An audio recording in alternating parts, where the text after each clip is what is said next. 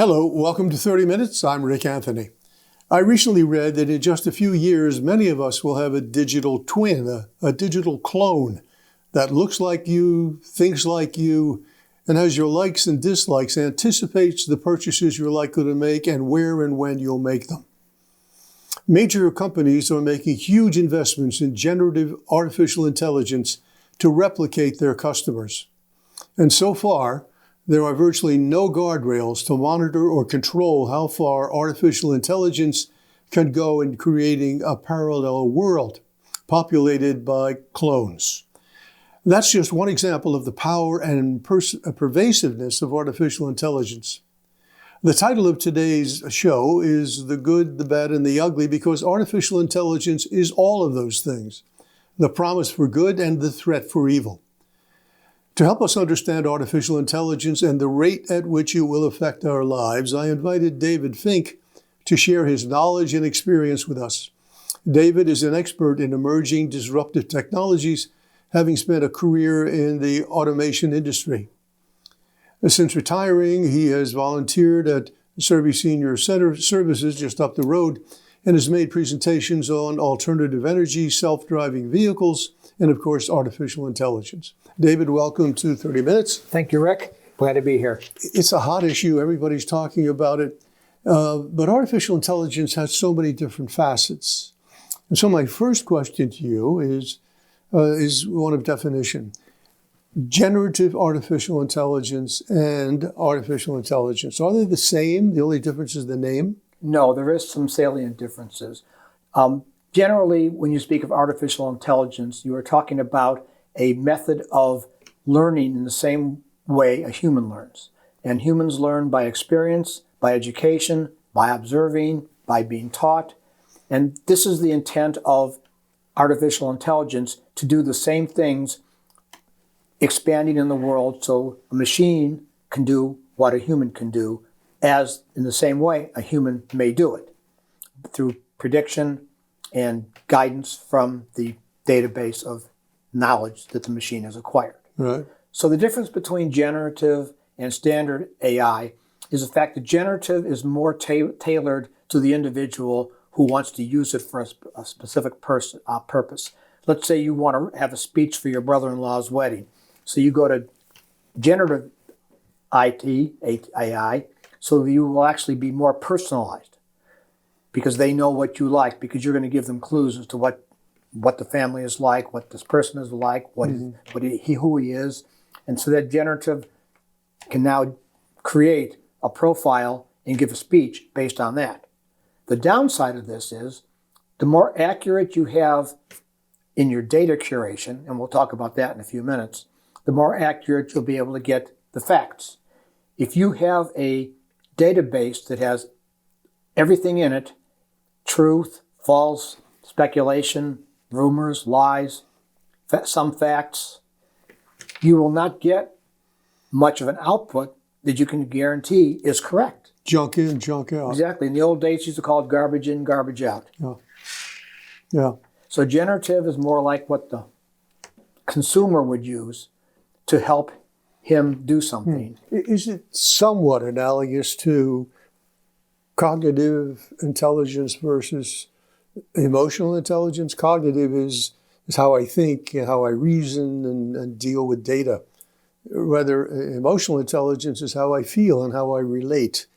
Does generative artificial intelligence have the capacity to relate? Well, they're trying to, and by they I mean AI companies, are trying to make it more human. And the difference between an intelligent being and an intelligent machine is the fact that we are sentient beings. We have emotions, we have feelings, we have capacity for empathy, we feel pain, and a machine can't do that. A machine can try and emulate that, but the machine is not human. It does not understand pain. No. How do you tell your car when you back into a wall with it that hurt? You hurt the garage. Yes. The garage doesn't feel pain. The car doesn't feel pain. Yes. So it's a concept that can be partially imprinted in the database, but it's something they can't feel it. They don't know what it is. Well, we'll get to that in a moment. It's possible, yes. AI has been around for certainly longer than I had thought. What's the history of artificial intelligence? Was it a natural extension of cybernetics and the things that were around 40 years ago? From what I've read, it's kind of like a what-if scenario. And you had individuals, the one who first coined the phrase artificial intelligence is a genius called John McCarthy. And he, along with Alan Turing, Marvin Minsky, Alan Newell, and a bunch of other brilliant physicists, mathematicians, and computer scientists, came up with the idea that how about a machine that thinks the way a human does? And so that was in the mid-50s. So it's had 70 years to become what it is now. But if you go back in history, back 500 years, 800 years, 1,000 years, there have been a lot of great thinkers throughout history who have assembled a library of all the information, like the Great Library of Alexandria, for instance. Right. Every known text that was about science, medicine, math, literature, spiritual guidance, etc., was in this library. And the point of having it there was when people needed to find information, whether they're a humble person or Right. a teacher or somebody higher up, there'd be a place where they could go and trust the veracity of the information that's there. And that's the problem we have with our databases today in Google and everything else. Anybody can put anything in there, and there's no filters on it. We can talk more about that later, but we don't have a great corpus of knowledge anymore. We have specialized databases for specialized fields, and we have statistics gathered by industry, government, and every other entity on the planet, and we have hearsay. What do you say to the person who says AI really isn't new? It's data mining on steroids. Well, that is one way of looking at it. The only difference is you have to define, once again, the database that you're mining. Yes. And if you go back to the days when we used to do reports in school, you went to the card catalog. And the card catalog had 3 different boxes, one for subject, one for title, and one for author. And if you wanted to look up butterflies, you could go to the butterfly intersections, and it would give you authors and book titles that you could go get. And that was the database, because everything in that library was published, and it was allegedly nonfiction. Right. So you could find anything you wanted about that in that card catalog. We don't rely on card catalogs anymore. Anybody can get anything from anywhere, and too many people never question the source. It's all about citation of the material. Do you think AI, as we're coming to understand it, is more disruptive than previous technologies? I think it has the potential to disrupt more lives. Some of the disruptive technologies only affected workers. For instance, when the telephone company no longer needed switchboard operators, they went computers. And they were one of the first big companies to go automated and laid off thousands and thousands of hardworking people. Now, steel mills used to have thousands and thousands of workers. Now they maybe have a couple hundred. They don't need them anymore because the machines are to somewhat automated or fully automated. So AI does have the ability to replace a lot of people. It's hard to say right now who is going to be the most affected as far as a group goes. We could automate some jobs, but you can't automate them all. We're not going to lose all of our doctors just because we have robotic surgery. We're not going to lose all of our teachers because somebody has to guide them. We're not going to lose all of them, that's for sure. Right. But in healthcare, for example, my primary has postulated that the physicians who specialize in diagnostics will probably be out of work because AI will be able to do a diagnosis faster, more accurately, and less expensively. If the diagnosis is based solely on test results, empirical data that you can draw blood, you can plus the patient's history. Plus the patient's history, that aspect could certainly be automated. But as you know, medicine is also a certain degree of hands-on wellness and bedside manner. Yes. Some people, if you just throw somebody in a room and give them medication, they may recover. But if you have somebody who's in there talking to them, touching them, giving them words of support and wisdom and or maybe whatever else comforts them, they're probably going to heal a lot quicker. No, I agree with that. But that's treatment. That's bedside manner. Right. That will not be replaced by AI. The diagnostic, though, that aspect of it, yes, I agree, would be hopefully in the hands of a primary physician or another specialist, so he understands how to interpret it. But the actual initial diagnostic, it seems to me, can be done by artificial intelligence with the appropriate number and type of algorithms. Yes, it can be. That's very true. I have an analogy for that.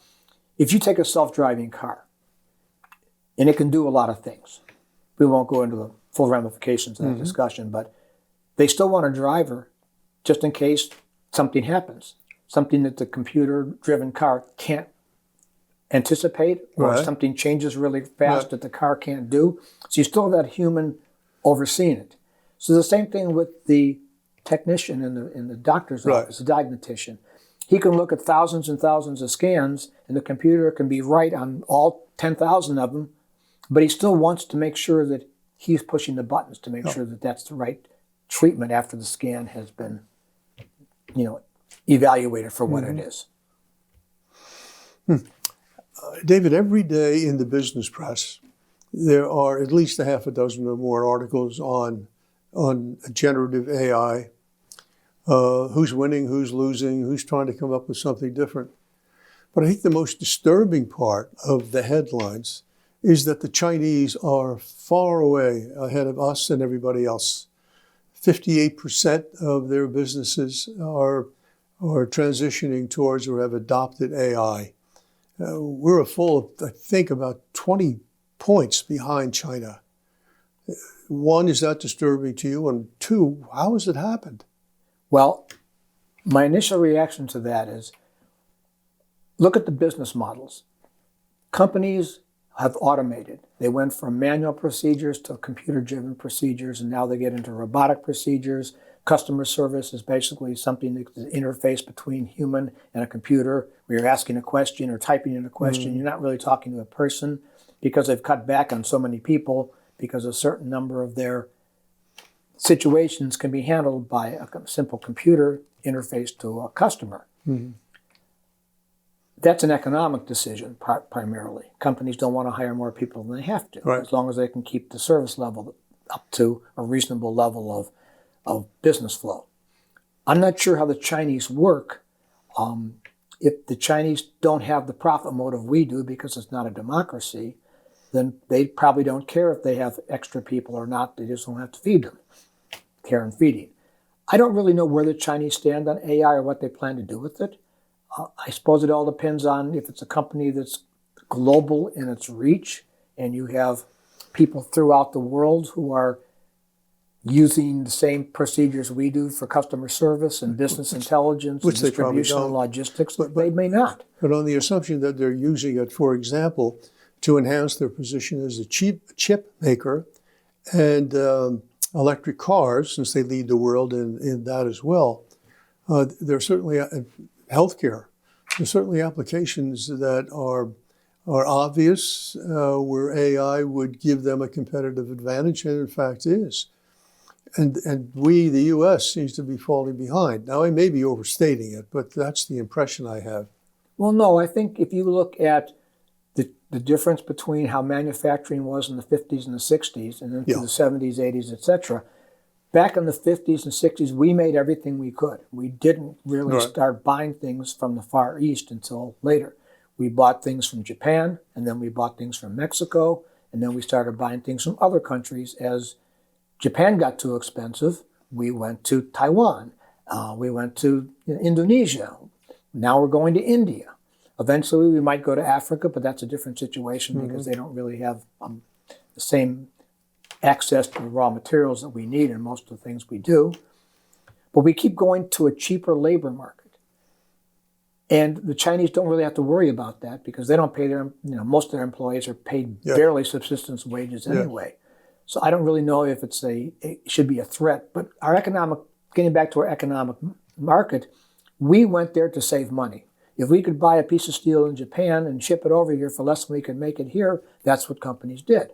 So what happened is a lot of our primary industries almost went to dust. Right. So now if we are now at the stage where we realize we need to make our own chips, we need to make our own steel, we need to make our own chemicals. We have to.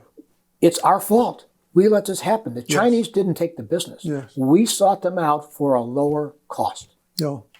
Every once in a while, you see the report that the ingredients of most of the formulations for pharmaceuticals in this country come from China. And that's scary. Because we don't have the control. They don't have an FDA. Mm-hmm. They get it with anything they can. Mm-hmm. So yeah, I'm definitely concerned about that. But once again, why did we let that happen? Economics. Yeah, money and power. Right. Money and power.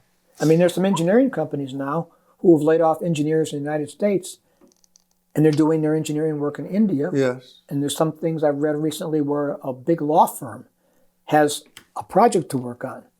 Well, they figure if they give it to the people in India to work on, they can double their workday because there's like a 14-hour time difference.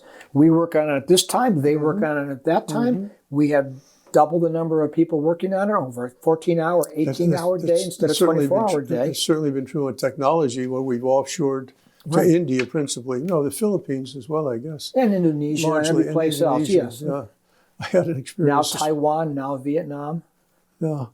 But just as a side, this morning I had to do some research and so on a medication I'm on. And I had to call my provider. And of course, you don't know where she is. Right. Except that you don't understand her. Yes. And I had to, would you please repeat that? Please repeat that. And she was very nice. But it was such a frustrating, tedious experience. And then, of course, they want you to take a survey after that. Yeah. A satisfaction survey. My God. Well, we touched on this a little bit. Which domains, which industries do you think will be impacted most by AI as it is now developing? Is it healthcare? Is it manufacturing where it's already made significant inroads? Is it entertainment? What is it? Is it finance? I think are they going to get rid of all the financial advisors in the country because a machine will make those decisions as to where you should put your money? Well, I think that all these things are possible. The question is whether it's good to do that. I think that entertainment has certainly gone. Most of the special effects are CGI done by a computer. They're not, you have your hero standing in front of a screen and all these things are happening, whether they're dinosaurs or rocket fire or whatever, but he's not there. He's just standing there. And avatars are replacing the actors and actresses. And the same thing with, customer service once again. They want you to use a computer or talk to somebody in another country because it's expensive to hire somebody here to sit at a desk 8 hours a day. And airlines were one of the first to make you wait 3 hours for a call. I mean, if I was in a manufacturing facility and a customer had to wait 3 hours to talk to me, I would lose that. I wouldn't have a customer. Really? But airlines know that they have a captive market. Yeah. There's only 4 major mega airlines in the country anymore. So if you can't answer the questions on the computer and get an answer back and forth that way, you're just going to have to wait or have them call you back.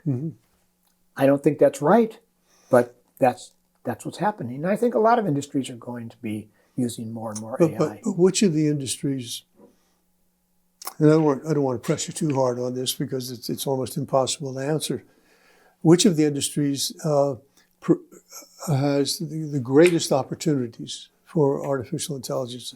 A friend of mine is the CEO of a senior living facility. And he's very innovative, always has been. And he has 3 robots that he has brought into the facility just to go around to the rooms and chat with people and over time get to know them and their history and their family situations and converse with them. Yes. To deal with the isolation issue among older residents. One day he sees the robots dispensing prescriptions, medications, and doing some other things that are now done by a nurse or a practical nurse. Do them just as well. I think healthcare on 2 levels is going to be very heavily involved with AI and robotics. And healthcare is also tied into the pharmaceutical industry. Yeah. And the pharmaceutical industry is tied to what we call the scientific wing of society. And I think that's one area where AI is definitely helpful. If you are a drug manufacturer, Yes. you need AI or a lot of people to do all the analysis of what components go into it, how the components are processed, how the pill is made, to handle side effects, interactions, everything else. You need something really powerful to do that. And I think a lot of research is being done with the assistance of AI. No question. Yeah. But I say with the assistance of, not instead of. Yes. Do you agree with Musk and some of the other technology luminaries that unchecked, artificial intelligence will lead to the extinction of humanity? Well, I think if we take it beyond the realm of nice society, you have a lot of bad societies. And if they want to conquer the world, they would certainly use whatever. So it has the equipment they capability have. to do that. Well, if they start launching, if they start launching nuclear missiles just because the algorithm says this, Yeah. this, and this happens, so therefore we do this. Yeah. I think that's a distinct possibility.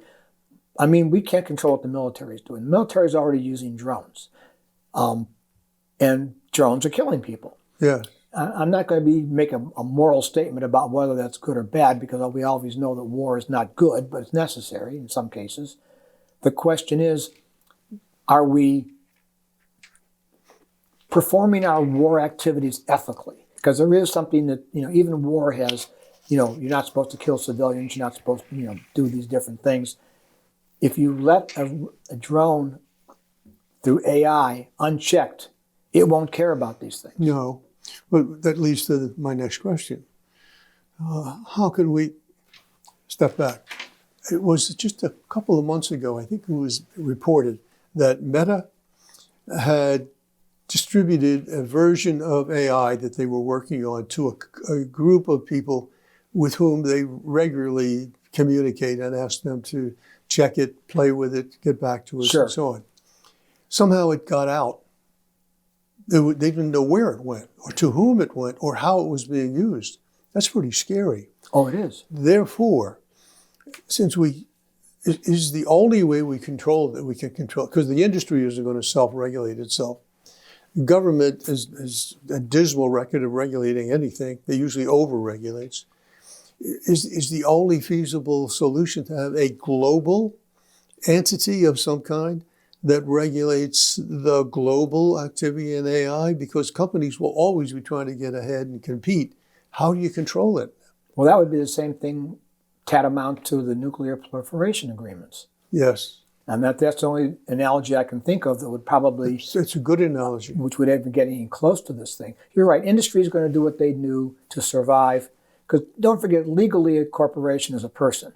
And a person wants to be successful, wants to be prosperous, wants to have all the nice things in life. And the way you do this is you have to do whatever it takes to get profitability without getting sued. I mean, that's basically what corporations do. Yes. I mean, the ethical, some companies are more ethical than others. And some companies are less ethical than others, and those are the ones you have to be careful of. So I do agree that we have to put some kind of barrier up to stop this from happening. But how? That's the question. Yeah. Well, on the simplest thing, and people might say this is a naive answer, but AI does a lot of nice things. But do you want to really use your brain for nothing? I mean, we go to school, we all have calculators on our phones now. Before that, we had calculators on our desk, handheld things. People don't want to do math anymore. They don't want to look up a word in a dictionary anymore. They don't want to figure out how to spell something that they're not sure how to spell. So they have all these little assistants. Yeah. We have a calculator that can do the calculations. We have anticipated speech. We start and type a letter to whom it, and it says may concern. Yes. It's guessing what you're going to say next. And I don't really want to abdicate my brain to the computer world yet. I like to be able to do basic math. So that's your generation. That's my right. generation. I still like to write my own words. I don't want assistance from something. I'm capable of writing my own sentences, my own greeting cards, or whatever else I want to do. Mm-hmm. I can't speak for generation X, Y, Z, Q, whatever there are. Maybe they feel very comfortable having somebody do a lot of the life's work for them. Well, they may feel comfortable, but come the revolution or whatever is going to happen, inevitably there will be change. They're not going to be able to survive on their own because they've forgotten how to think, how to analyze, how to come to conclusions based on facts. They're letting other people do it for them. Right. And that's a serious problem, I think. It is. Well, they've tried a few times with a smart refrigerator that monitors what you pull in and out of your refrigerator and tells you, hey, you only have a 1 day supply of milk left. Was that a success? No. No. It really wasn't, because a lot of people don't really want to have machines tell them everything they want to do. Yeah, and know everything. I mean, I usually do the grocery shopping in our house for the most part. And I go to the store, and if I see something that's not on the list, but I want it, I just buy it. I don't want to have to say maniacally I'm a robot, okay, I'm picking up this, now I'm picking up this because my machine says I need to buy that. I mean, that's kind of like the maintenance on your car telling you when you need your oil to be changed and when you need to have your tires rotated. As human beings, I don't think we're going to be able to keep ourselves busy enough just watching videos and watching TikTok and listening to music, doing our own art. I think people need something to do. Yes, well, that could be a whole other discussion. Right. But you mentioned ethics, and interestingly, I think more and more companies are creating a new position, digital ethics or AI ethics and so on. And these people are at the table when decisions are being made. Whether or not they have any influence over that, or whether or not the creation of these ethics positions is just a show to hopefully persuade people that companies are trying to be more responsible, I guess we'll see. But I thought it was interesting that there is a trend for companies to at least be aware because customers are demanding. I think there was 85% of consumers believe that AI should be regulated. Well, look at the situation we've had with cameras monitoring people, image recognition, and you have cases where there has been inherent bias in the databases from which they look at faces. And unfortunately, some of our minority people and some of our darker skinned people, whether they're Asian or Africans or whatever, Mexicans, they have inherent biases because a lot of the databases they used to train image recognition was on your typical white American. Yes. So they see a black face and that people get arrested or things happen to them that is not their fault, but because of a computer says, this is the person. We have a picture of him here, and we've analyzed that this is the person who did it, and that's a bias. And they admit those biases exist because it's so new, we haven't got enough, once again, curation of the database.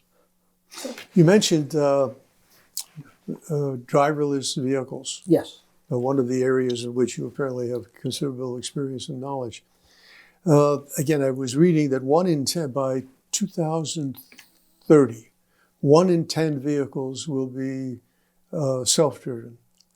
I mean, that's in only 6 years, that's quite a stretch. Even 1 in 10 from where we are now, because there are accidents, that they're killing people and so on. Do you think that technology will advance and to the point where it is that pervasive? Well, there is a caveat. There are different levels of acceptability. I forgot exactly what 1, 2, 3, 4, 5, and 6 are, but we're not anywhere near. I think 6 is fully autonomous, and 4 and 5 are near autonomous. We have cars now that can drive you places. And let's go back to the history of autonomous vehicles. The first successful autonomous vehicles were in factories, where you had a forklift or some kind of material handling device running around some kind of a system in a factory. Some of them are operated by data matrix things on the floor. Some are activated by LiDAR sensors. There's different technologies to guide this vehicle and stop it in case something's in front of it. That's easy because all it's doing is going around this factory all day long. You go on the street. If you're on an interstate, that's a little easier to do, especially if you're in the middle of Texas and you've got 500 miles of open road.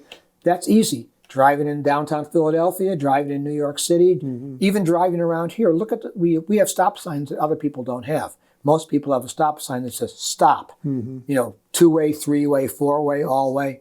We have these stop signs that say stop except turning in red. You have to teach your, Yeah. it kept turning right. Yeah. You have to train your car to be able to realize what a stop sign is, but then let it know that it can also turn right without making a stop. So the more you expect your car to do, the harder it is to do it. And the greater the risk. And the greater the risk. And once again, cars don't have the soul. I mean, there's been this talk about for a long time. I'm not sure exactly who said it, but if you're in this autonomous vehicle, it makes the same mistakes as a human would. If you're driving your car and your brakes fail and you're approaching an intersection and there's two kids walking across the street, pray. then there's a mother walking across the street, and there's an 89-year-old man walking across the street, and there's a telephone pole. What do you aim for? Yeah. Ethically, you should aim for the telephone pole. David, regrettably, we've run out of time. My guest today has been David Fink, who is a specialist in emerging and disruptive technologies, particularly artificial intelligence. We're in for a ride. Yes. Thank you, Rick. Thank you, David. Until next time, this is 30 Minutes. I'm Rick Anthony. Take very good care of yourselves.